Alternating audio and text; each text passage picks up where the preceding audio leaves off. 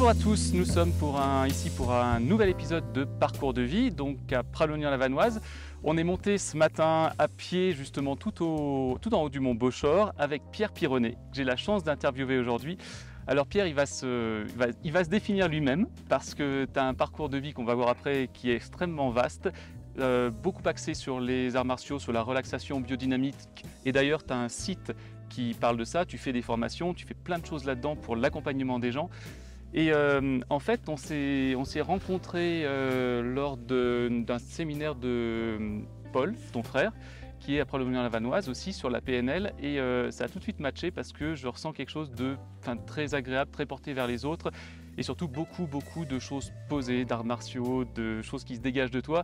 Et tu m'as parlé de 3 choses de ta vie, de 3 passages. Et là, je me suis dit, il faut que tu racontes. Donc bonjour Pierre. Bonjour à toi, en tout cas merci de m'accueillir dans ce lieu absolument magnifique au cœur du parc de la Vanoise. On est au pied de la Grande Casse qui est à 3854 mètres je crois. C'est ça. Et c'est un endroit absolument magique et merci en tout cas d'avoir accepté de venir avec toute cette organisation. Merci à toi. Alors toi, on va repartir donc dans ton enfance pour tout dérouler jusqu'à la fin et ça expliquera tout ce que tu fais aussi aujourd'hui. Tu as grandi en communauté quand tu étais petit, il me semble. Est-ce que tu peux nous expliquer tout ça et remonter jusqu'à la période 6-7 ans, un truc comme ça? Tout à fait. Alors moi c'est donc Pierre Pironnet, je suis aussi le frère de Paul Pironnet parce que des fois on confond. Et donc voilà, moi je suis Pierre Pironnet, donc le frère de Paul. Je suis né en 1965 dans une communauté de l'Arche qui était une communauté dirigée par Lanza Del Vasto, disciple de Gandhi. À cette époque, moi je suis né à Bolène, mais tout de suite après ma naissance, pratiquement dans les 2 mois qu'on suivit, on était sur le Larzac, au-dessus de l'Odève, dans un endroit complètement en autarcie, avec effectivement des gens qui étaient en communauté sous la direction un peu de Lanza Del Vasto, mais c'est une communauté assez libre, c'est-à-dire que chacun avait parfois des religions, des pratiques différentes, mais c'est vrai que le matin, quand je me levais pour aller à l'école, quand je me levais pour me déplacer, il y avait souvent des personnes en méditation, parfois en yoga, parfois en pratique un peu corporelle, spirituelle, ou en tout cas dans une fonction un peu d'attention à l'univers, à la nature et juste posée. Donc c'est un lieu où on était un peu à côté du modernisme, on fonctionnait plutôt à l'eau froide et à la bougie. Et moi c'était un peu Montessori en termes d'école et de départ dans la vie, parce qu'on était tourné vers la nature, le bien-être, les gens et tout ça dans une philosophie tournée vers le respect de l'autre et vers l'attention à l'autre. Et c'est ça qui était intéressant. Mon père était prof de philo, mais il n'exerçait pas beaucoup à ce moment-là. Il intervenait beaucoup sur toutes les pratiques de non-violence, pour lesquelles il s'est beaucoup battu, notamment sur tous les problèmes de guerre d'Algérie, tout ça. Et donc il était un des piliers, évidemment, avec beaucoup d'autres dans la communauté de l'Arche. Ça a donné en même temps, ça me fait penser à la CNV, tu sais, la communication non-violente. Oui, c'est ça. Je pense que ça a dû influencer toute la suite. C'est souvent des courants qui se sont un peu organisés, qui ont effectivement œuvré vers des pratiques plus orientées, avec des choses peut-être un peu plus approfondies. Et c'est ce qu'on trouve dans la CNV. Et t'en penses quoi de tout ce monde dans lequel tu grandis, toi? Aujourd'hui? Je pense à l'époque et aujourd'hui. D'abord, quand tu étais petit. Je crois qu'à l'époque, il y avait un besoin de... Je crois que les gens courait vers quelque chose de peut-être plus moderne. Et voilà, c'était un peu, je pense, une période importante de changement. Alors, mes parents étaient plutôt orientés sur une communauté qui cherchait à montrer qu'on pouvait vivre simplement, sans pour autant se tourner vers ce modernisme et peut-être garder un peu cet axe fondamental qui est à la fois qui suis-je avec l'autre, et puis surtout, pourquoi suis-je là? Oui. Et vers quoi je peux avancer, évoluer. Alors ça a été une expérience, mais qui a duré pas très longtemps, parce que j'ai grandi là-dedans jusqu'à l'âge de 7 ans. Okay. Ensuite, mes parents ont souhaité continuer à garder le même état d'esprit, mais plutôt en allant sur Grenoble, où je suis arrivé dans un quartier qui était un nouveau quartier, qui s'appelait la Villeneuve, et qui au départ avait un petit peu cette fonction où les gens se croisaient, où il y avait une espèce de recherche d'unité. Alors moi, je suis passé d'un endroit très protégé Oui, je au vois. quartier, donc du coup, ça a été un peu surprenant, mais du coup, ça m'a amené une autre dimension. Comment tu as géré la relation à autrui? Parce qu'elle est quand même vachement différente dans le cadre d'un quartier par rapport à une communauté. Alors au départ, c'était des quartiers, bon, c'était pas encore très ancien, mais Oui, bon, c'est vrai qu'il y avait pas mal de rivalités. Voilà, entre écoles, on se balançait des pierres ou des choses comme ça. Donc il y avait déjà cet esprit un peu, voilà, mais fort heureusement, ça a duré 3 ans. Parce qu'après, on a déménagé, on s'est retrouvé dans un autre lieu en campagne, cette fois dans une autre communauté, plus charismatique d'ailleurs. Et moi, à ce moment-là, la spiritualité, je disais oui, c'est bien, mais j'avais l'impression qu'elle renfermait des gens en fait. C'est bien de vivre en communauté, mais la communauté, souvent, elle maintient des gens dans une idée de pensée. Et j'ai le souvenir avec mon frère que on se disait, mais ça c'est bien, mais voilà, moi j'avais un père qui était plutôt sur apprends-toi à te développer. Voilà, et j'avais envie de connaître un peu ce monde aussi. Et j'ai été très jeune attiré par les arts martiaux. à quel âge à peu près? Alors j'ai commencé à penser à 10-11 ans, même 9 ans, Oh, même 9-10 ans. À l'époque, je voulais faire du karaté parce que c'était le seul mot que je connaissais.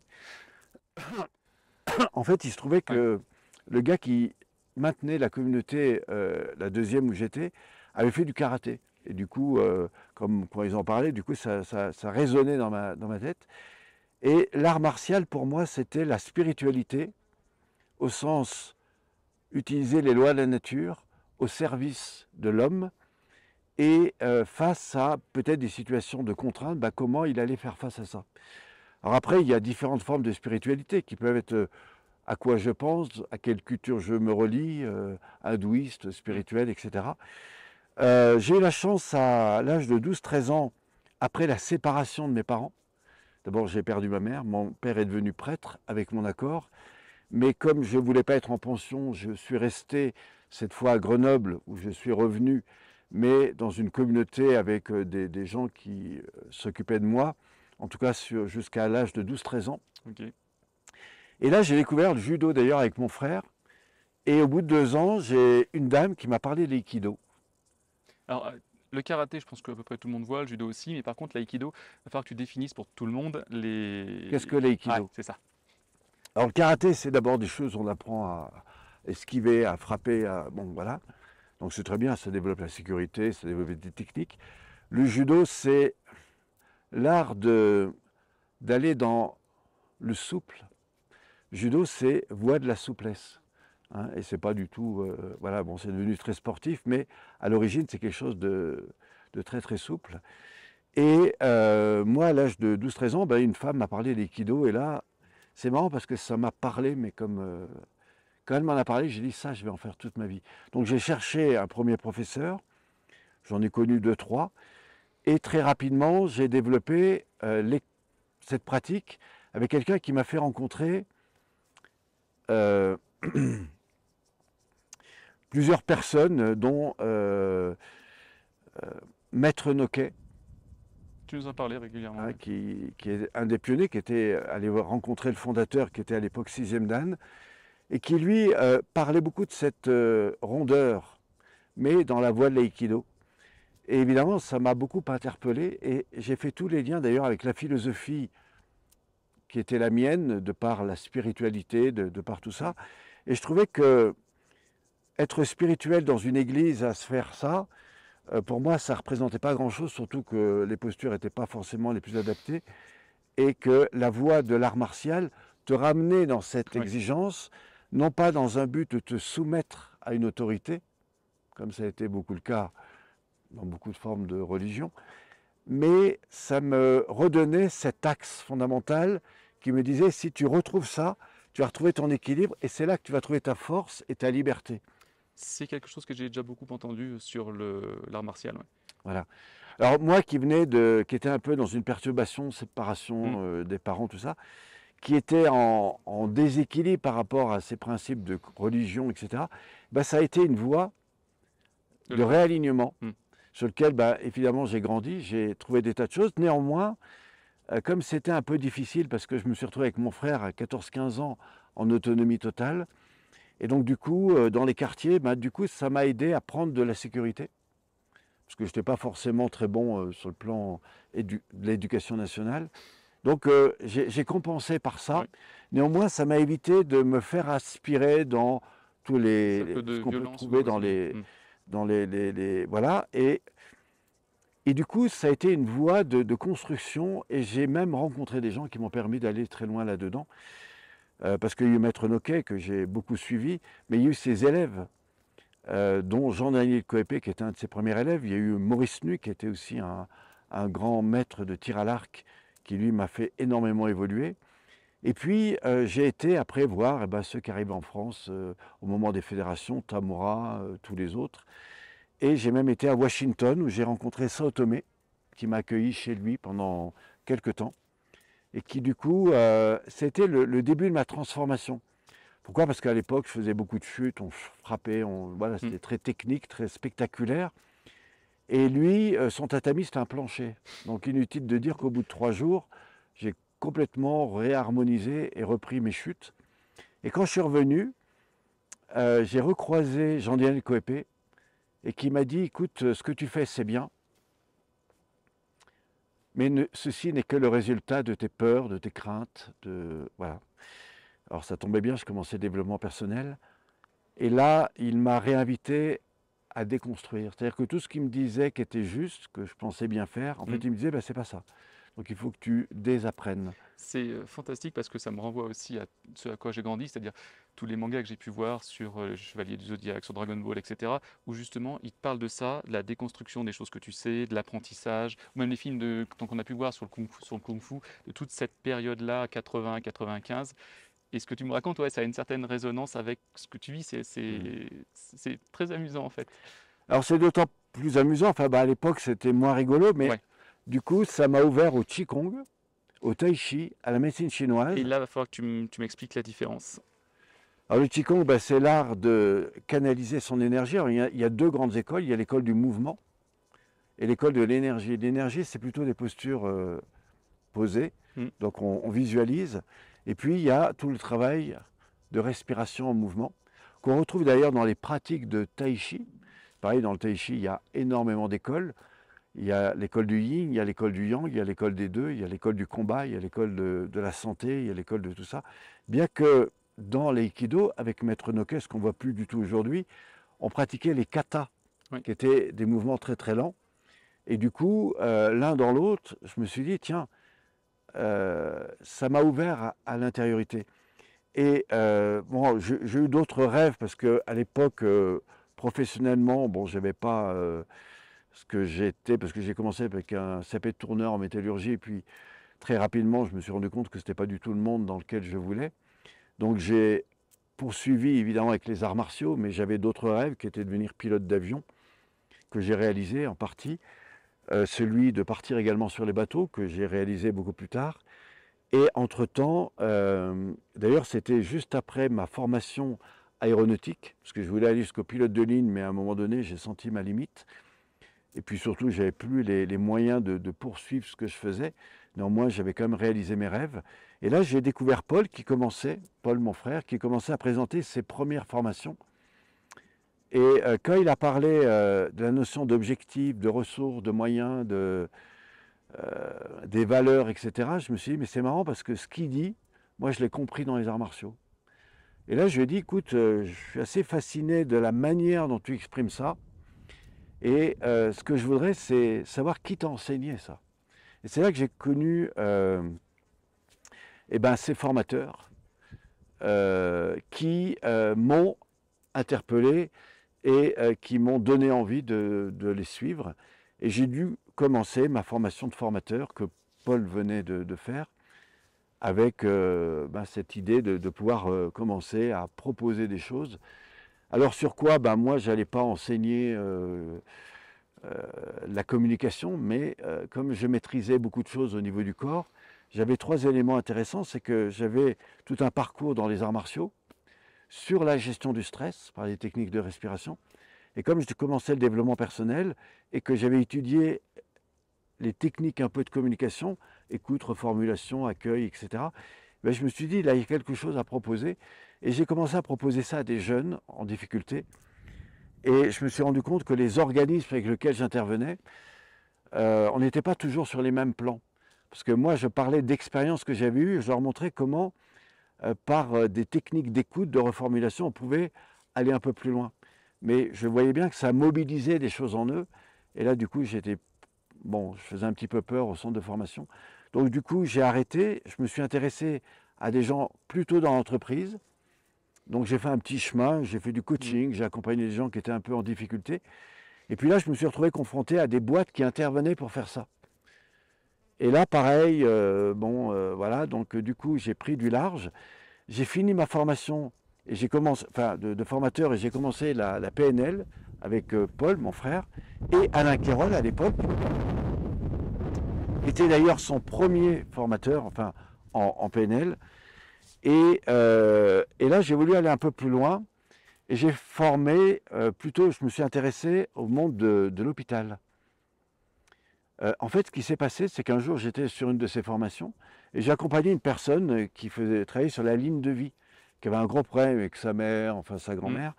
Et du coup, je l'ai fait travailler là-dessus et je ne sais pas, en moins de 10 minutes, je lui ai fait complètement transformer sa relation avec le souvenir de sa mère. C'est-à-dire que tout d'un coup, elle ne pouvait pas la supporter, puis tout d'un coup, elle a eu envie de la prendre dans ses bras. Donc cette femme a été transformée et du coup, elle a gardé mes contacts et un jour, elle m'a dit, écoute, on a des missions sur Grenoble, au CHU. Est-ce que tu voudrais y répondre? Et c'est comme ça que je suis rentré au CHU de Grenoble. Et pendant 7-8 ans, je suis intervenu entre 3 et 4 fois par an sur des séminaires qui étaient des 2 jours à 3 jours sur la gestion de la violence. Et ça a été très intéressant parce que là-dedans, j'ai abordé non pas les techniques de self-défense, même si des fois on me demandait des techniques un peu de sauvegarde, ce que je déconseille fortement, mais j'ai plutôt été sur comment accueillir l'autre dans sa différence et surtout comment passer par le corps. Et ça, c'était nouveau. Parce que les techniques de communication pour gérer, il y en a plein. Mais si par exemple je suis comme ça et que je veux gérer de la relation, ça ne marchera jamais. Parce que je ne suis pas dans l'attitude. Si au contraire, je me relie à moi-même, j'ouvre, je libère, j'ouvre le cœur, j'ouvre le corps, bah, du coup, je rentre dans une écoute qui est différente. Et ça a été mon chemin dans les arts martiaux. Et associé aux techniques de communication. Tu fais l'hôpital à quelles années ou quel âge? J'ai fait ça En fait, j'ai réellement commencé à 34 ans. Okay. Parce que juste avant, j'ai eu la chance de partir sur les bateaux de croisière. Justement, moi j'allais revenir sur ce qui m'intéresse aussi, sur l'aéronautique et sur les bateaux, parce que ça a l'air vraiment... Alors, ce qui est important de comprendre pour ceux qui nous écoutent, et ça c'est très important, moi, mon travail des arts martiaux, parce que c'est quand même le but c'est que des arts martiaux, en fait, j'ai continué.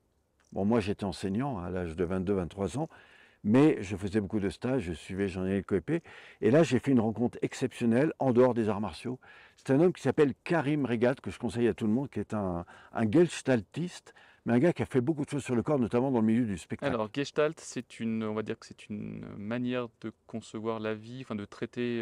Alors la Gestalt, c'est... thérapie, une sorte, je ne sais pas, c'est compliqué à expliquer. Je vis une situation qui n'a pas été terminée. Par exemple, j'ai mal compris une situation avec mon père, ma mère, et j'ai pas compris. J'ai pas fait le point là-dessus. Donc, quelque part, inconsciemment, je vais le répéter.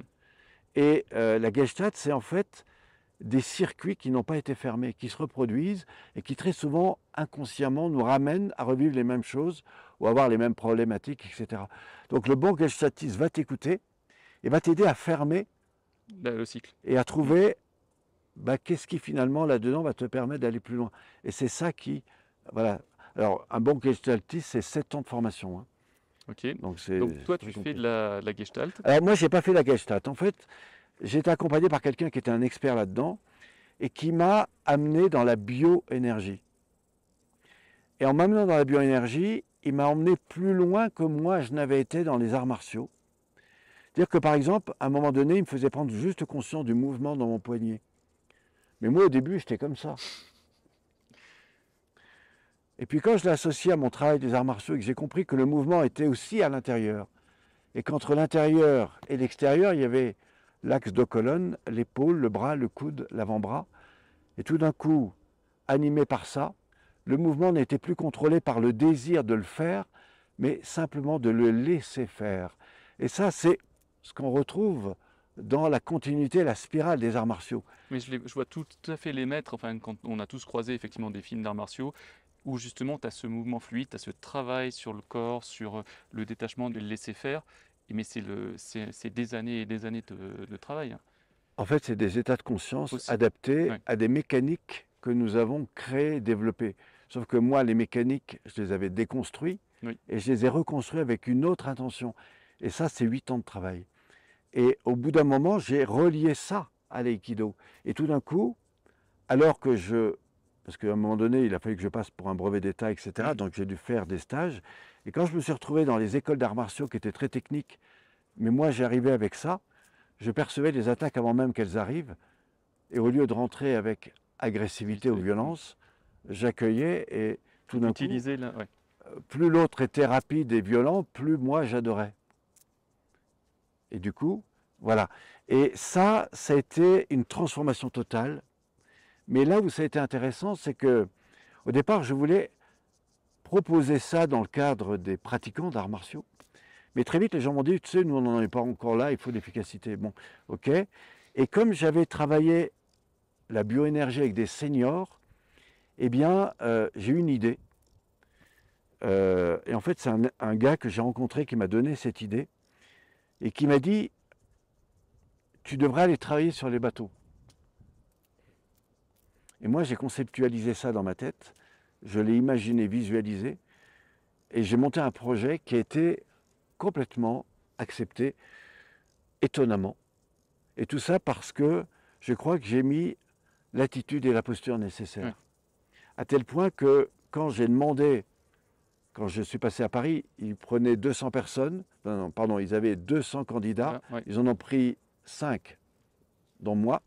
Et quand j'ai posé la question, mais pourquoi vous avez été intéressé par moi, ils m'ont dit, bah parce que, voilà, quand vous avez écouté, vous étiez dans un tel état que ça nous a donné envie.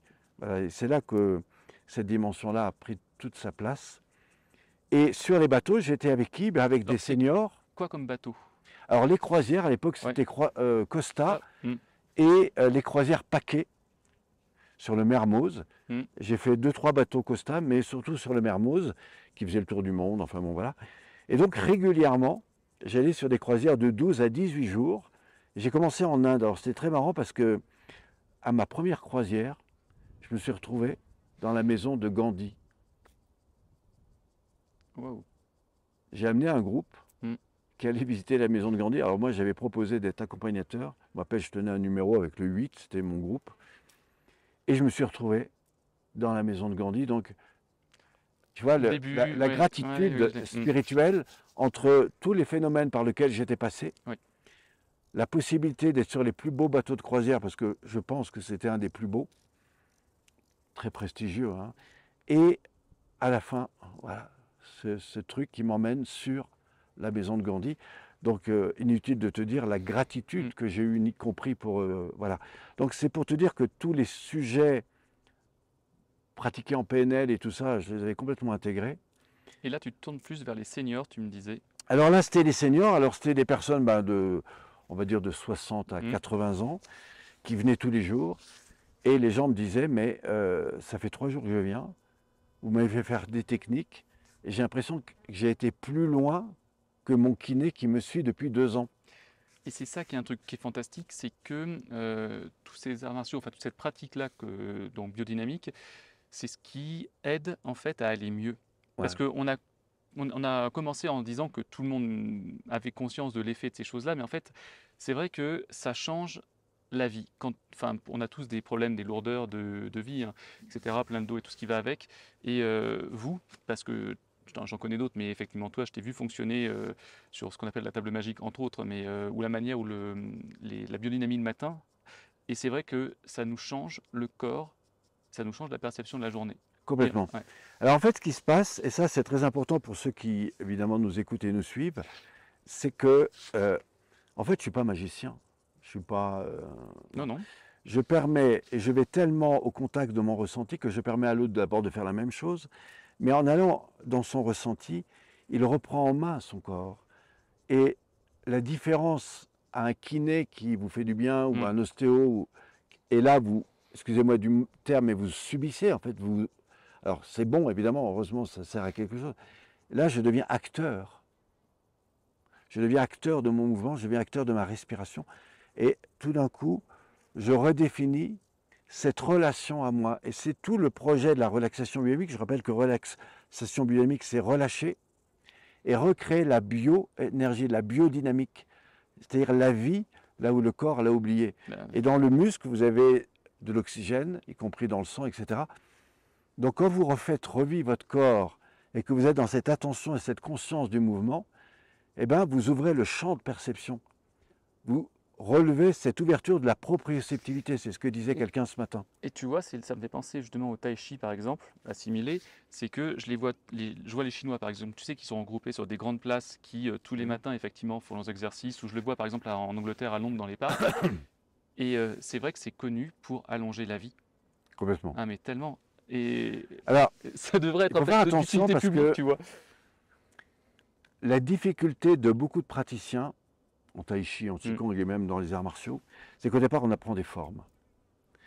Mais des gens viennent apprendre une forme pour avoir une image, pour avoir un savoir-faire, pour sortir de le sentiment qu'ils sont rien. Et du coup, qu'est-ce qu'ils font? Ils copient, ils imitent. Je vais te faire un mouvement qui est plutôt pas mal fait, qui est pour moi un mouvement qui ne sert à rien. Ça, ce n'est que du spectacle. Maintenant, si tu te mets dans ta conscience,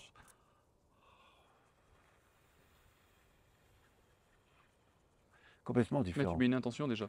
C'est-à-dire que c'est une histoire qui se fait avec toi, avec ta sensibilité, avec qui tu es vraiment. Et dans ce qui tu es vraiment, il y a tout. Il y a mes peurs, il y a mes craintes, il y a mes joies, il y a ce qui est le plus beau en moi. Tu es aligné. Et à un moment donné, ce qui paraissait comme sombre devient lumineux. Je dis bien, ce qui paraissait comme sombre devient lumineux, parce que tu reprends ton axe. Et on retrouve les phénomènes de posture spirituelle, verticalité, horizontalité, etc. Et tout ça reprend une forme dans ta géométrie énergétique et évite que tu sois complètement décalé et donc pris par des phénomènes d'adaptation, de suradaptation ou de déséquilibre. Et pour moi, la voie martiale, elle est là. Et que ce soit par la relaxation biodynamique, que ce soit par n'importe quelle pratique, ce qui est important, c'est de retrouver cet alignement-là. Ce que tu fais pour les seniors qui retrouvent effectivement alors le senior aussi, et puis une énergie, parce que ça sur le plan périphérique, ouais. Il apprend à dissocier ses mouvements, parce qu'au départ, c'est tout bloqué. Donc il apprend à dissocier. Comme il met la respiration, tout d'un coup, il s'aperçoit qu'il y a une amplification, une élasticité. Tout d'un coup, il se dit, bah, tiens, j'ai moins mal. Tout d'un coup, bah, c'est curieux, je peux tourner la tête, je peux lever le bras, parce qu'il n'y arrivait plus. Je peux mobiliser ma cage thoracique, je peux faire la différence avec mon centre. Ah, j'ai l'impression de prendre 10 ans en arrière. Ah bah oui, voilà. Et du coup, tu ne te laisses pas encaisser dans ton espèce de machin qui te retient et tu retrouves ta mobilité, ta fluidité. Alors, tu peux courir, tu peux faire tout ça, mais ça ne sert à rien à cet âge-là. Ce qui est important, c'est de remettre du mouvement et de la vie, de la respiration et de la joie. Parce que la joie, c'est la libération du corps qui revit.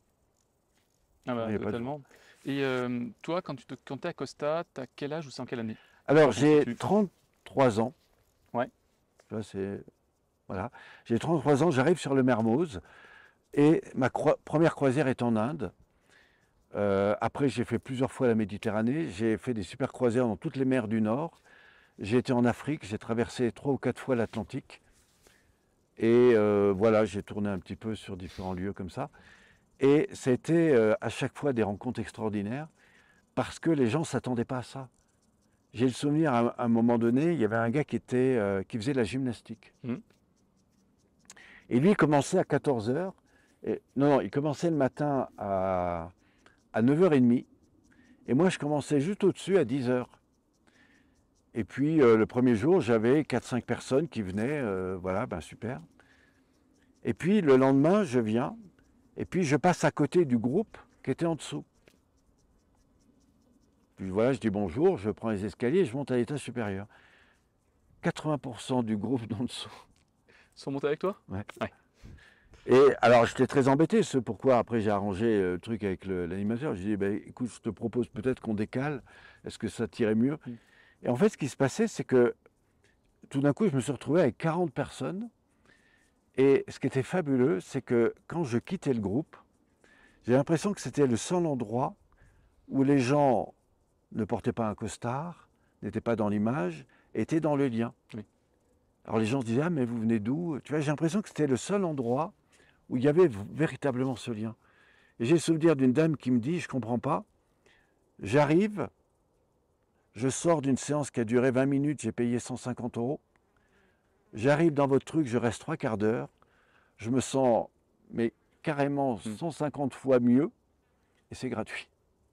Enfin bon, voilà, et ça a été des belles rencontres, et j'ai eu des gens extraordinaires. J'ai eu Bertrand Peugeot, fils de Bernard Peugeot, qui m'a recontacté après, et j'ai fini 15 avenue des Armées à Paris. Voilà, parce qu'il voulait du coup me rencontrer et me demander s'il y avait des choses à Paris. Enfin bon, voilà. Et j'ai fait ça pendant 3 ans. Après, j'ai fondé le Cercle des Arts Martiaux à Voiron, à côté de Grenoble.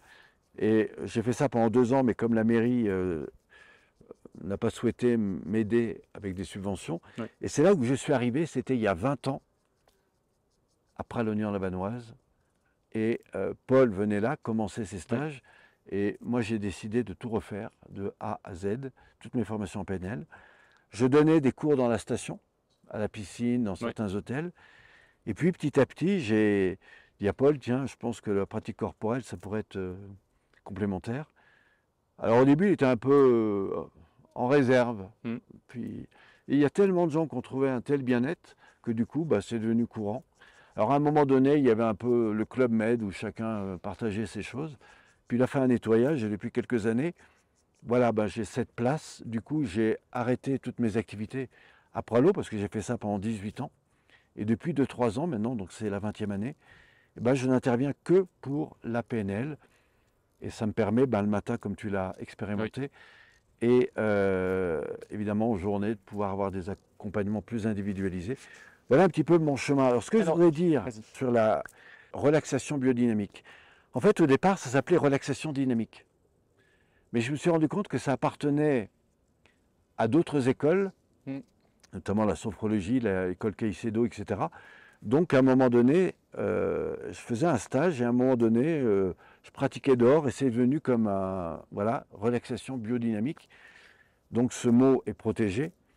Et en fait, ce qui s'est passé, c'est qu'au cours des croisières, à Grenoble, j'ai rencontré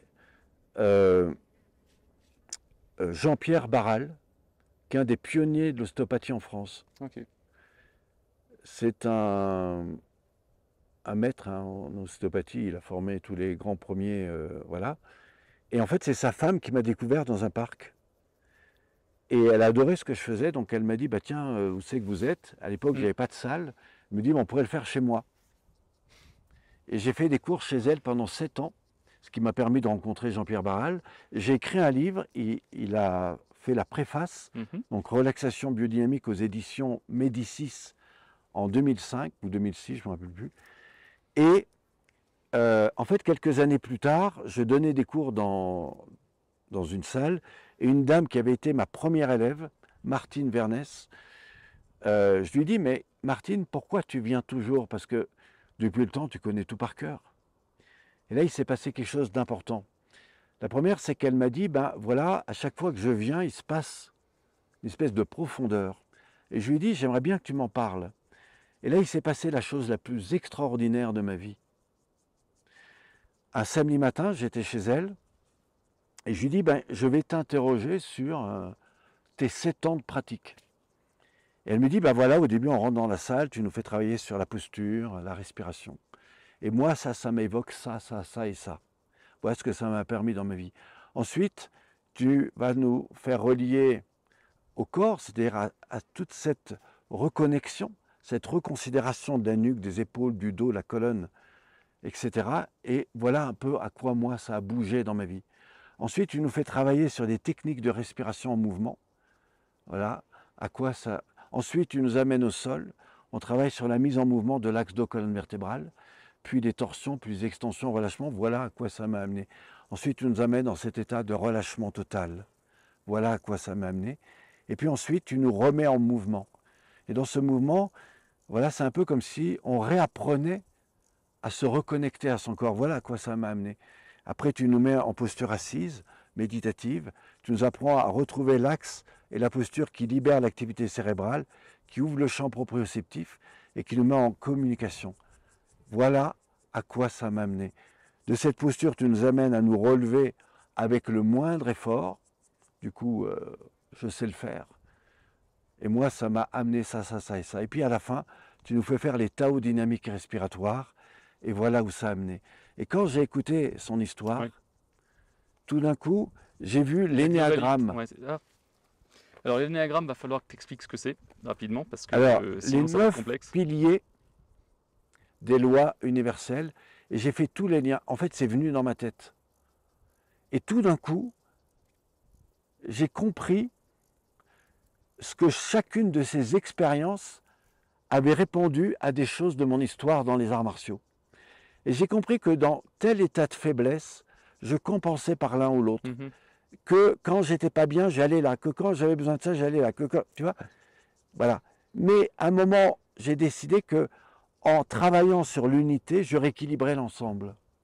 Et c'est ça qui fait la différence avec tout ce qui existe dans le monde, et je suis précis là-dessus. Tu peux faire du Qigong, c'est génial, tu peux faire du Tai Chi, mais je te mets au défi de répondre à ces 9 piliers en dehors de ce que proposent véritablement les 9 étapes de la relaxation biodynamique qui s'appuient sur 33 exercices. Voilà, et c'est ça qui fait la réharmonisation. Et quand tu pratiques ça, tu n'es plus dans l'excès du 1, tu n'es plus dans l'excès du 2, tu n'es plus dans l'excès du 3. Alors pour ceux qui ont compris l'énéagramme, qui reprend le 1, celui qui est toujours dans le soi parfait, etc., le 2 qui est toujours dans l'attention à l'autre, etc., le 3 qui est à fond dans il faut que j'avance, etc. Et quand tu es équilibré sur le plan énergétique, tu t'aperçois que tu n'as plus besoin d'aller trop dans l'autre. Ou si tu y vas trop, tu te dis, tiens. Faut que je récupère, faut que je recompense par l'autre côté. Voilà. Ouais. Et ce qui est fabuleux, c'est que tous les gens, même qui n'ont jamais fait d'énéagramme, qui n'ont jamais rien compris à tout ce que je suis en train de raconter, quand ils pratiquent simplement, Ouais, c'est ça. ils me disent, depuis que je fais ça, tout se rééquilibre dans ma vie.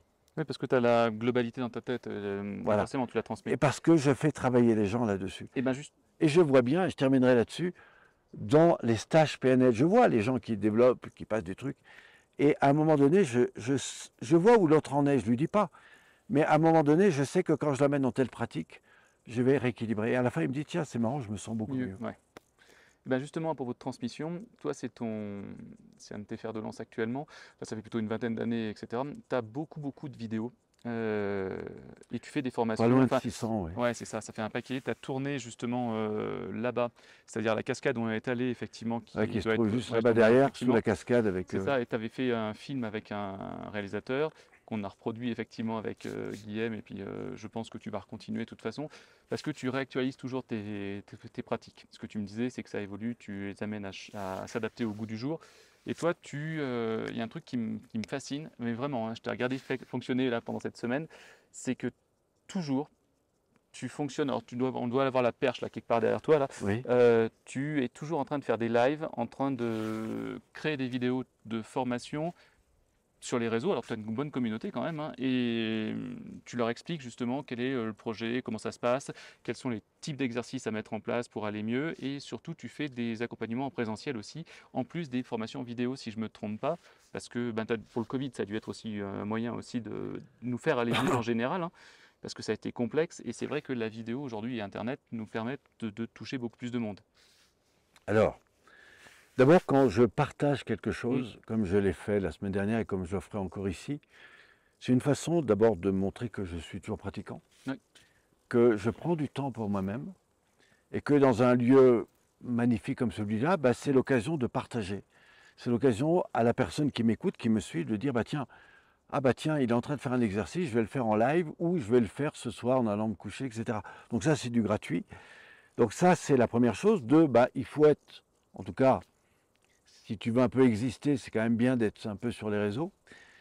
Néanmoins, je rappelle toujours que j'ai des gens qui ont mes premiers DVD, qui ont mes premières formations quand j'avais 30-33 ans, et qui reproduisent ce que je faisais avant. L'exercice est le même. La seule chose qui a changé, c'est que l'explication, je vais beaucoup plus dans le détail, et je vais peut-être un peu plus loin dans l'explication du fondement du geste. Mais ça, c'est la maturité. Mais c'est vrai que quelqu'un qui arrive et qui n'a jamais entendu, quand je lui parle comme ça, je suis sûr qu'il ne comprend pas parce qu'il n'en est pas encore là. Lui, ce qu'il a besoin, c'est quelque chose de global. Et puis petit à petit, il va rentrer dans du spécifique. Et c'est tout l'art de mes stages. C'est-à-dire que, par exemple, moi, je fais des stages de 4 jours. Les gens viennent, ils découvrent. Ah, c'est génial, etc. Ils reviennent, c'est le même programme. Et tout d'un coup, ils me disent, tiens, c'est marrant, ça, je ne l'avais pas vu. Et puis, ils s'aperçoivent que, eh ben, ils vont plus loin. Tout d'un coup, ils se disent, mais ça, on ne l'avait pas vu. En fait, si, ils l'avaient vu, mais ils ne l'avaient pas vu comme ça. Et puis, ils reviennent une fois, puis ils se disent, mais c'est marrant. Bah oui, parce que le cerveau, il ne retient pas tout au début. Là, je sais. Voilà, donc c'est ça qui fait l'évolution. Et c'est un peu comme dans les arts martiaux, c'est-à-dire qu'on répète. Je rappelle que pour maîtriser une technique dans les arts martiaux, c'est 4000 répétitions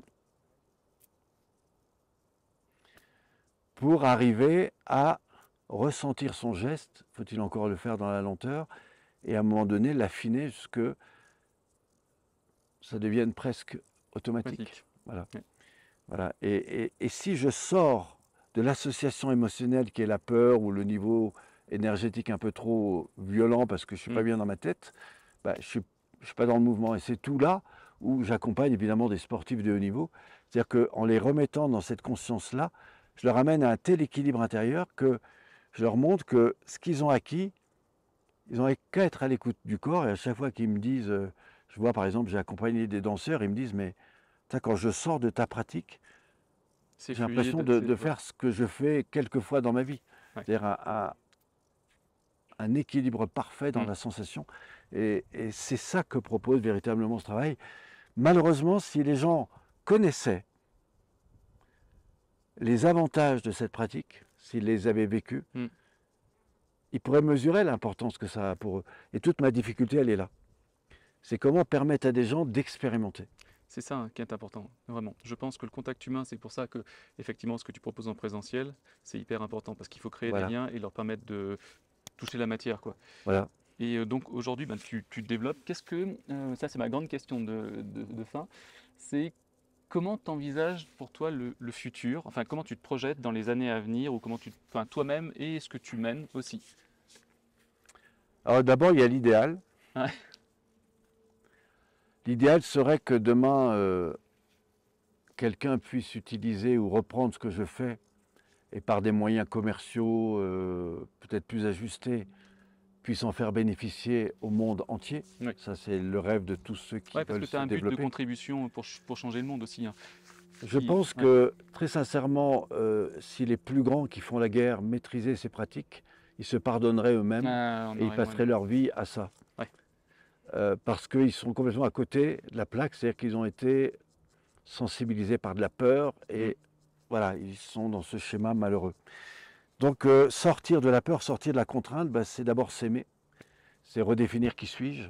Et ça, c'est très important. Et on est dans un monde où l'individu a besoin de revenir un petit peu dans cette reconsidération de lui-même, peut-être redéfinir quels sont ses réels besoins, non pas pour exister à travers les autres, mais pour exister à travers lui-même, et se dire, tiens, dans ce que j'existe, qu'est-ce que je peux donner, éventuellement partager avec d'autres. Et ça, c'est mon grand rêve, c'est aussi de partager mes connaissances avec des gens qui ont, eux, œuvré par des pratiques différentes, et à un moment donné, on se retrouve et on échange là-dessus. Et on s'enrichit.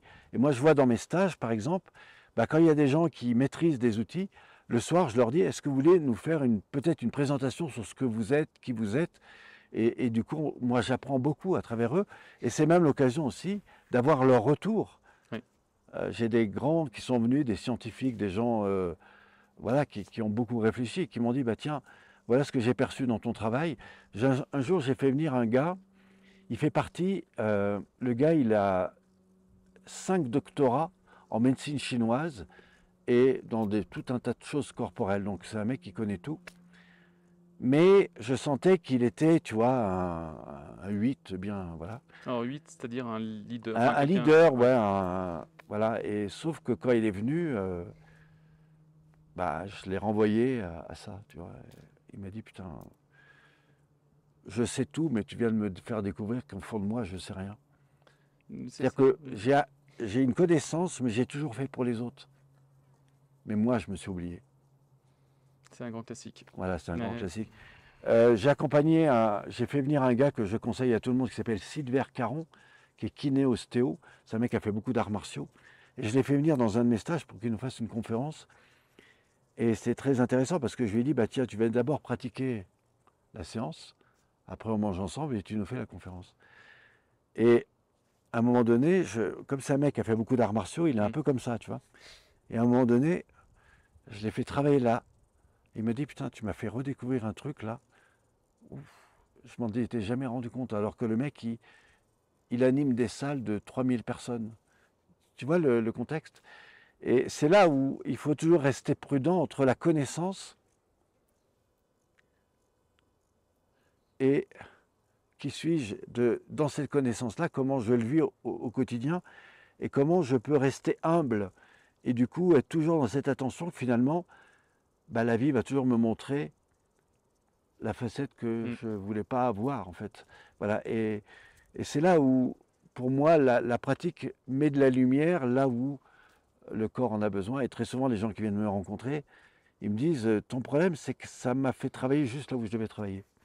Ça, c'est pas un problème, c'est plutôt un avantage. C'est un Dans ce cas-là. avantage, oui, Ouais. mais par exemple, j'ai des dames qui me disent, ce qui me contrarie quand je sors de tes stages, c'est que tout d'un coup, je vois ce que je fais par choix, Oui. par plaisir et par obligation. Mais comme je me sens tellement libre, du coup, est-ce que je continue à faire ce que j'ai pas vraiment envie? Oui.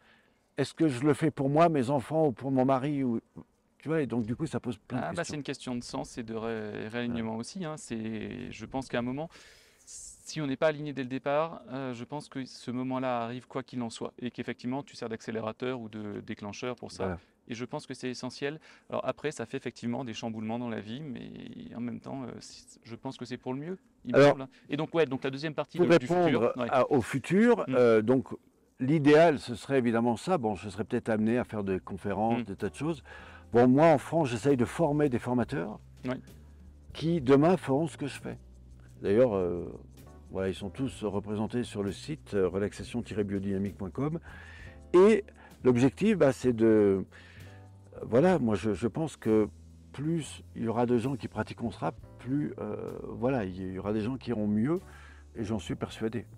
Qu'est-ce que tu portes maintenant comme regard sur ta vie, sur ce que tu as fait déjà? Bah, comme dirait Paul ou tous les anciens, si je devais mourir demain, C'est ça. je crois que bah, j'aurai le sentiment de laisser quelque chose qui, j'espère, sera repris par d'autres, par des gens bah, qui vont prendre ça en main et qui vont retransmettre, comme l'ont fait beaucoup de grands dans les arts martiaux. Et que, voilà, aujourd'hui, ben, j'ai acquis des choses et merci à eux.